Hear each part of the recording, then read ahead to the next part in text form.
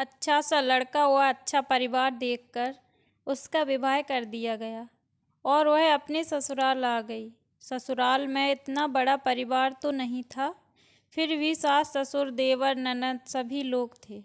उस परिवार की बेटी सपना भी परिवार में सभी की लाडली थी।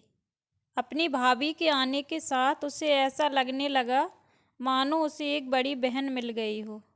वह बहुत ही प्यार से अपनी भाभी के साथ रहती थी। लता भी उसके साथ उतने ही प्यार से पेश आती थी। सपना अपने पापा का बहुत ही ज़्यादा ख्याल रखती थी। अपने पापा का हर काम करना उसे बेहद पसंद था। जब वह नहाने जाते तो उनके कपड़े उनसे पहले ही बाथरूम में रख दिए जाते। जब वह नहाकर बाहर निकलते तो सपना हैंगर में पैंट शर्ट इस्त्री करके तैयार रखती थी। पापा के ऑफिस से आते ही वह गरम गरम चाय की प्याली उनके हाथों में थमा देती।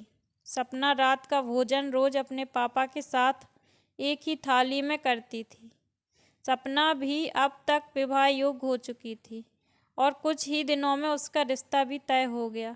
सपना डोली में बैठकर विदा हो जाएगी, यह सोचकर रामचंद्र की आंखों में गम के ऐसे बादल छा गए कि वह चाहकर भी उन्हें बरसने से रोक नहीं पाते थे।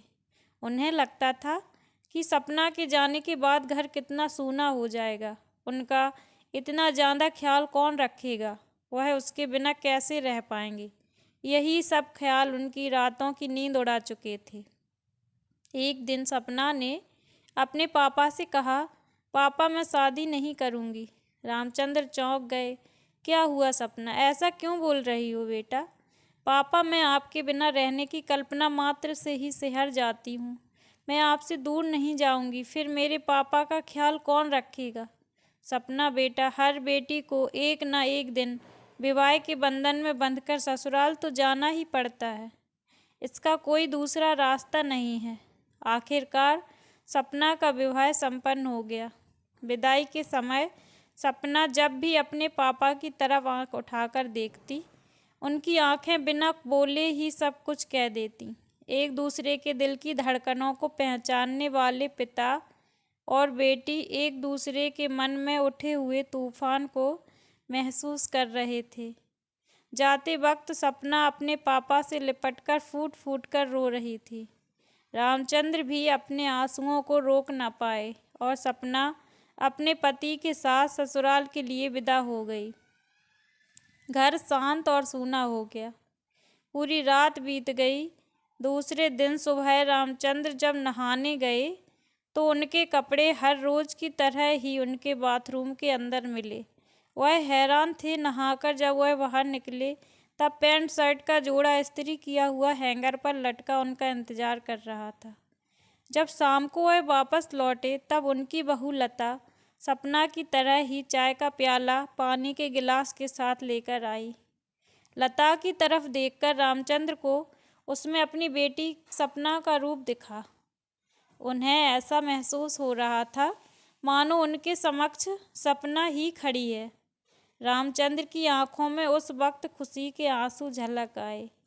उनकी पत्नी चंद्रा भी यह दृश्य देखकर फूली नहीं समा रही थी। अपनी बहू पर उसे भी नाज हो रहा था। उसने अपने पति से कहा, एक बेटी गई लेकिन दूसरी हमारे पास हमेशा के लिए आ गई है।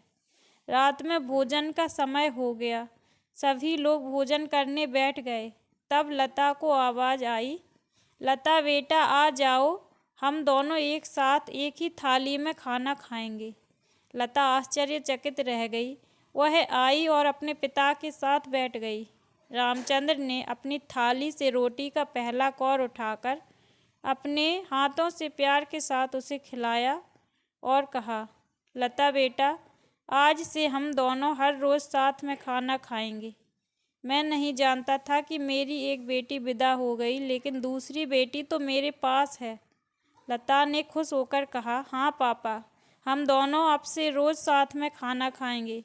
इतना कहकर लता सोच रही थी, कौन कहता है बेटी विदा होकर ससुराल जाती है। मुझे तो ऐसा लगता है बेटी एक मायके से विदा होकर दूसरे मायके ही आती है, जहाँ बहन भाई माता पिता उसे और मिल जाते हैं।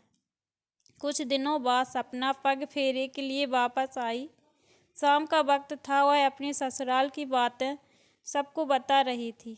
तभी उसके पापा आए और उनके आते ही सपना ने देखा उसी की तरह लता चाय का प्याला और पानी का गिलास लेकर आ गई और पापा ने प्यार से लता के हाथ से चाय ले ली। सपना देखकर मन ही मन खुश हो रही थी। रात के भोजन के समय वह अपने पापा के पास आकर बैठ गई।